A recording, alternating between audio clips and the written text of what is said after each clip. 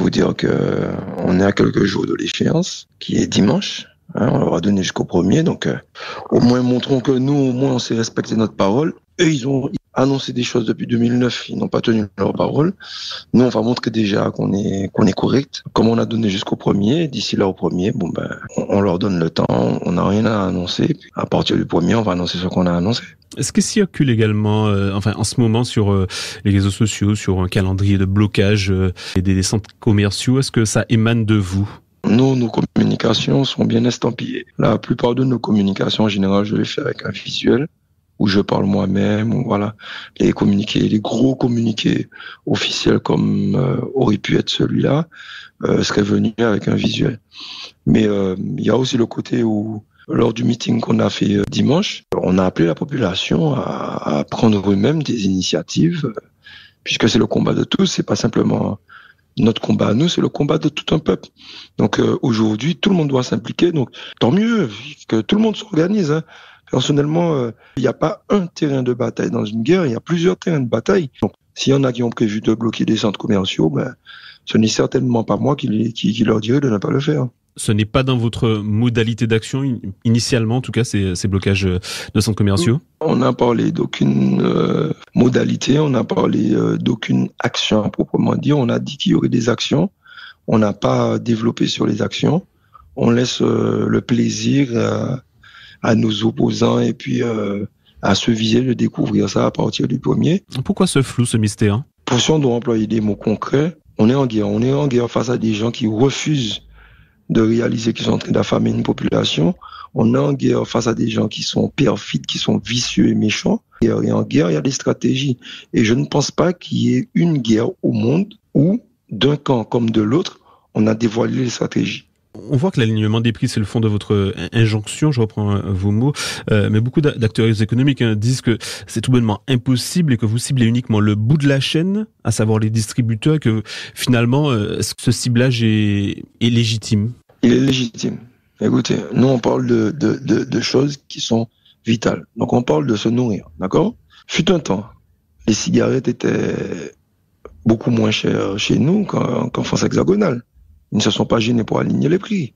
Bon, on a les mêmes radars, on a les mêmes amendes, ça ne dérange pas d'aligner le prix à ce niveau-là, d'accord ? Vous allez me parler de fret, ici et ça. La personne qui a fait le fret, la personne qui va chercher de l'autre côté, ce serait un bien mauvais businessman d'aller à 8000 km et de ne pas négocier les tarifs auxquels il achète, sachant qu'il a du chemin à faire et qu'il a déjà à payer. Bon, nous on parle d'alimentaire. Sommes-nous français ou pas ? On nous vend toutes sortes de rêves qui nous montrent que nous sommes français. Pourquoi dans l'alimentaire, il faut à tout prix qu'on nous démontre qu'on n'est pas français ?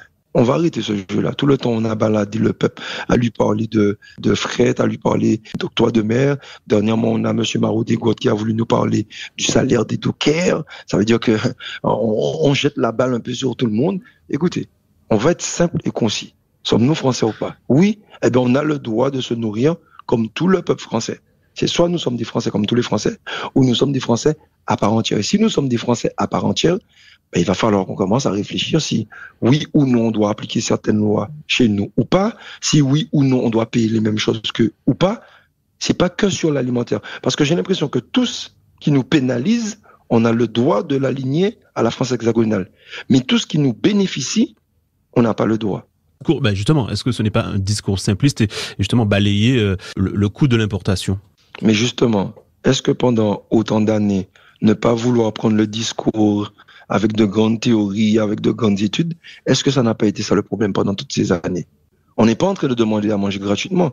On dit de pouvoir acheter de la nourriture respectablement. Aujourd'hui, est-ce que justement vous êtes porteur de solutions pour limiter justement ce surcoût par rapport à l'Hexagone ? Mais bien sûr, on n'est pas dans la destruction sans idée de reconstruire. On n'est pas là pour le chaos. Même s'il n'en déplaise à certains qui veulent à tout prix nous donner cette image-là, pas du tout. Pour pouvoir déjà affirmer que c'est possible de le faire, on a bouquiné, on a étudié qu'est-ce qui s'est passé en 2009, on a étudié le rapport de député agent, on a étudié le dernier rapport qui est tombé en 2024. Vous pensez sincèrement qu'on s'est réveillé comme un jour comme ça avec une gastro et puis qu'on a décidé, bon, il faut aligner les prix. On a regardé déjà si c'était faisable, on a regardé dans quelle mesure c'était faisable. Et on a été choqué de découvrir que bien sûr que c'est faisable. Et que simplement, il y a deux positions. Il ne le paie pas et il ne le fait pas. Yo-yo ne le vit pas.